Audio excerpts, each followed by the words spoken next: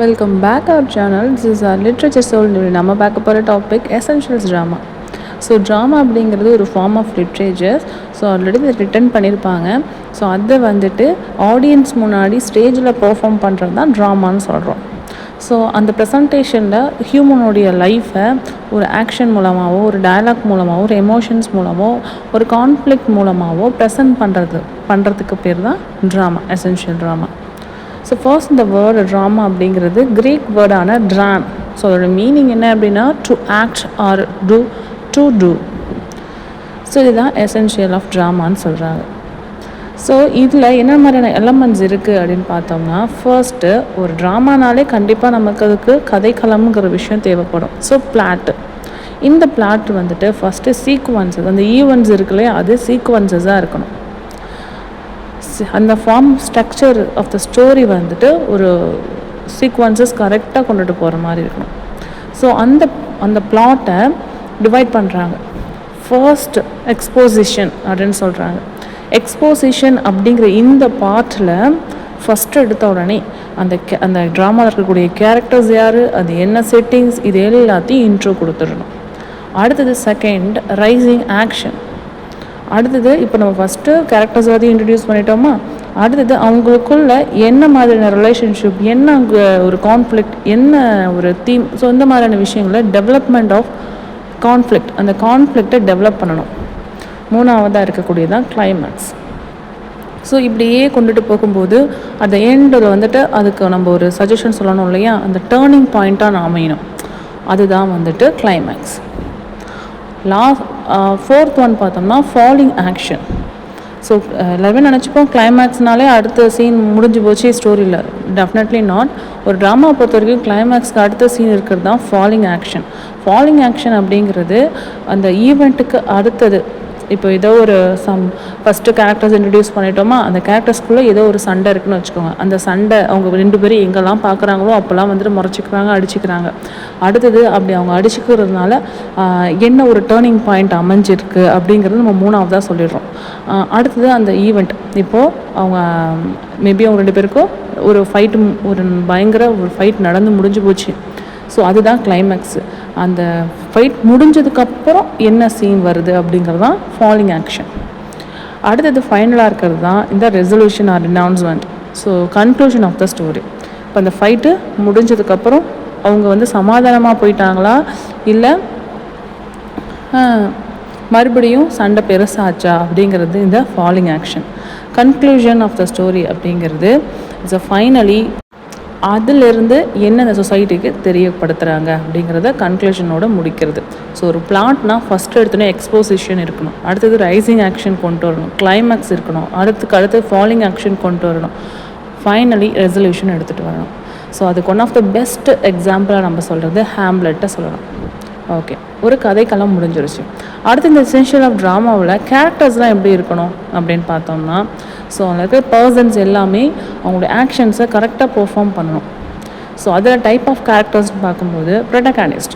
So இந்த கதையில் இருக்கக்கூடிய முக்கியமான கதாபாத்திரம் தான் ப்ரொட்டகானிஸ்ட், ஹீரோன்னு சொல்லலாம். அடுத்தது ஆன்டகானிஸ்ட், அதில் இருக்கக்கூடிய வில்லன், ஹீரோக்கு ஆப்போசிட்டாக இருக்கிறவங்க எல்லாருமே ஆன்டகானிஸ்ட்டு. மேஜர் கேரக்டர்ஸ் அப்படின்னா சப்போர்ட் பண்ணுறவங்க, அதில் இருக்கக்கூடிய இம்பார்ட்டன்ட் ரோல்ஸ். இப்போ ஹீரோ இருக்காங்கன்னா கண்டிப்பாக அடுத்தது ஹீரோயின் இருப்பாங்க. த்ரில்லர் மூவிஸ்னால் கண்டிப்பாக ஏதாவது ஒரு போலீஸ், இந்த மாதிரி மேஜர் கேரக்டர்ஸ். அந்த கேரக்டர்ஸ் இல்லைன்னா அந்த கதைக்கு உயிர் இல்லாத மாதிரி இருக்கும் இல்லையா, அந்த மாதிரி கேரக்டர்ஸ் மேஜர் கேரக்டர்ஸ். ஃபைனலாக மைனர் கேரக்டர்ஸ், அதுதான் சப்போர்ட்டிங் ரோல் பண்ணும். ஸோ ஒரு இங்கே ஹீரோவுடைய ஃப்ரெண்டோ, ஹீரோயினுடைய ஃப்ரெண்ட்ஸோ, ஸோ இந்த மாதிரி இருக்கிறது மைனர் கேரக்டர்ஸ். ஸோ குட் கேரக்டர்ஸ்லாம் தான், ஒரு நல்ல கேரக்டர்ஸ் தான் ஒரு ட்ராமாவை ஒரு ரியாலிஸ்டிக்காகவும் ஒரு எமோஷ்னலாகவும் கொண்டு போகும். அடுத்ததாக இப்போது ஒரு கதைக்கெல்லாம் பார்த்தாச்சு, அதில் இருக்கக்கூடிய கேரக்டர்ஸ் எப்படி இருக்கணும்னு பார்த்தாச்சு. அடுத்து அதில் இருக்கக்கூடிய டயலாக், கண்டிப்பாக டயலாக் ரொம்ப இம்பார்ட்டன்ட். ஸோ ரெண்டு கேரக்டர்ஸ்குள்ளே இருக்கக்கூடிய கான்வர்சேஷனை தான் நம்ம டயலாக்னு சொல்லுவோம். ஸோ அந்த டயலாக் நம்ம கேட்கும்போது அது எப்படி இருக்கணும்னா பயங்கர தாட்ஃபுல்லாக இருக்கணும், எமோஷன்ஸாக இருக்கணும், ரிலேஷன்ஷிப்பை உண்டு பண்ணுற மாதிரி இருக்கணும், அட்வான்ஸ் இந்த பிளாட்டாக இருக்கும். ஸோ மெயினாக ஒரு ட்ராமாவுக்கு எதை டிபெண்ட் பண்ணி மெயினாக அது ரன் ஆகும் அப்படின்னா அதில் இருக்கக்கூடிய டயலாக்ஸ் தான். ஏன் அப்படின்னா actions are presented through speech. கண்டிப்பாக இப்போது நம்ம ஒரு மீம்ஸ் பார்க்குறோம், ஒரு மைம்ஸ் ஒரு போயிட்டுருக்கு அப்படின்னா நம்ம பேச்சே இல்லாமல் ஒரு ஆக்ஷனை கொடுக்கறத விட நம்ம அந்த பேசும்போது அந்த வேர்ட்ஸ் நம்ம யூஸ் பண்ணும்போது த்ரூ இந்த ஸ்பீச் மூலமாக தான் நிறைய ஃபிலிம் வந்து இங்கே ஹிட் ஆகியிருக்கு. ஸோ டயலாக் மூலமாக தான் நிறையா மூவிஸ் வந்துட்டு இங்கே நல்லா போயிருக்கு இல்லையா. ஸோ அதனால் டயலாக்ஸ் ரொம்பவே இம்பார்ட்டன்ட். அடுத்ததாக இருக்கக்கூடியது கான்ஃப்ளிக்ட். ஸோ கான்ஃப்ளிக்ட் அப்படிங்கிறது ஸ்ட்ரகிள், ஆப்போசிங் ஃபோர்ஸஸ். இப்போ ஒரு ஹீரோக்கோ வில்லனுக்கோ அங்கே நடக்கக்கூடிய ஒரு மெயினான ஒரு கான்ஃப்ளிக்ட் இருந்தால் தான் அதுக்கு நம்ம சொல்யூஷன் வந்து கன்க்ளூஷனில் கொண்டு வர முடியும். ஸோ அப்போது எவ்ரி ட்ராமாவிலையும் கண்டிப்பாக ஒரு கான்ஃப்ளிக்ட் இருக்கணும். ஸோ அது வந்து ஒரு மேனுக்கும் இருக்கலாம், இல்லை மேனுக்கும் சொசைட்டிக்கும் இருக்கலாம், இல்லை மேனுக்கும் நேச்சரும் இருக்கலாம், இல்லை மேனுக்கும் அவனுக்குள்ளாவே இருக்கலாம். ஸோ அந்த மாதிரியான ஒரு கான்ஃப்ளிக்டை ஃபஸ்ட் நம்ம கொடுக்கணும். அது இல்லை எந்த ஒரு கான்ஃப்ளிக்டும் இல்லாமல் ஒரு காமனாக சும்மா அப்படியே போகுது, ஒரு ட்ராமா போகுது அப்படின்னா அது ரொம்ப டல்லாக இருக்கும். நம்ம பார்க்கறதுக்கும் அது அன்இன்ட்ரெஸ்டிங்காக இருக்கும். ஒரு வில்லனே இல்லாத ஒரு ஸ்டோரி நம்ம பார்த்தோம் அப்படின்னா கண்டிப்பாக அது வந்து நமக்கு போரிங்காக இருக்கும். ஸோ கண்டிப்பாக எல்லா ஸ்டோரியிலும் கான்ஃப்ளிக்ட் இருக்கணும். அடுத்தது செட்டிங். ஸோ செட்டிங் அப்படிங்கிறது அந்த டைம், அந்த பிளேஸு, அந்த சோஷியல் என்விரான்மெண்ட்டு, இது எல்லாமே கரெக்டாக இருக்கணும். அந்த அட்மாஸ்பியர் கரெக்டாக இருக்கணும். ஒரு தியேட்டர் சீனை கொண்டுட்டு போய் நீங்கள் பார்க்கில் வச்சாலோ, இல்லை பார்க்கில் நடக்கக்கூடிய சண்டே கொண்டு போய் பீச்சில் வச்சாலோ அதை பார்க்குறதுக்கு நல்லாவே இருக்காது. ஸோ அந்த செட்டிங் வந்து அந்த டைம் வந்து அந்த பிளேஸ் வந்து கரெக்டாக இருக்கணும், நல்லாயிருக்கணும். அடுத்தது தீம். ஸோ தீம் அப்படிங்கிறது தான் சென்ட்ரல் ஐடியா. ஒரு ட்ராமா எதுக்காக எடுக்கிறோம், அதுலேருந்து அந்த சொசைட்டி ஏதாவது ஒரு விஷயம் தெரிஞ்சுக்கணும். அது லவ்வாக இருக்கலாம், ரிவெஞ்ச், ஜஸ்டிஸ் பண்ணலாம், இல்லை ஆம்பிஷியஸாக இருக்கலாம், ஃபேட்டாக இருக்கலாம், சோஷியல் இஷ்யூஸ். ஸோ இந்த மாதிரி ஏதாவது ஒரு விஷயத்தை டீல் பண்ணுற மாதிரி கண்டிப்பாக தீம் இருக்கணும். அதுக்கு பேர் பெஸ்ட் எக்ஸாம்பிளாக நான் மேக்பெத் சொல்லலாம். ஸோ அதில் ஆம்பிஷன்ஸ் ப்ளஸ் கில்ட் இது ரெண்டுமே அதில் கொடுத்துருப்பாங்க. அடுத்ததான் நம்ம பார்க்க வருது ஸ்டேஜ் டைரக்ஷன்ஸ். எஸ், ஸோ அந்த ஸ்டேஜ் டைரக்ஷன் அப்படிங்கிறது ரொம்ப இம்பார்ட்டன்ட்.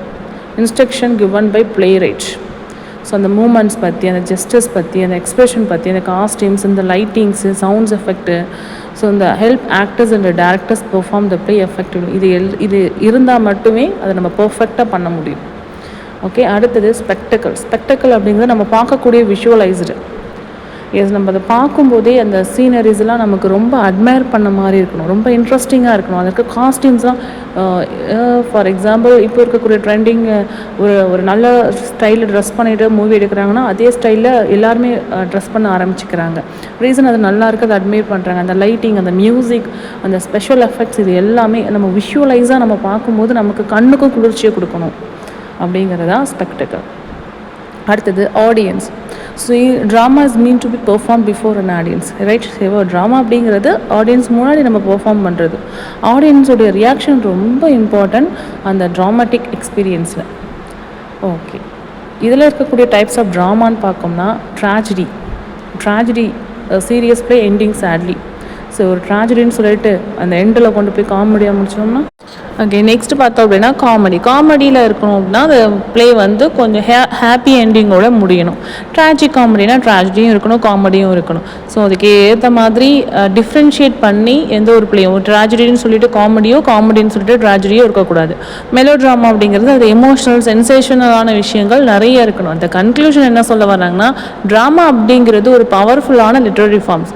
ஸோ அது action, dialogue, character, emotions, so இந்த மாதிரியான விஷயங்களை ஃபார்மாக ஒரு கம்பைன் பண்ணி அதை மனிதனுடைய லைஃப்பில் ரெப்ரசன்ட் பண்ணுற மாதிரி ஸ்டேஜில் பெர்ஃபார்மன்ஸ் பண்ணக்கூடியது.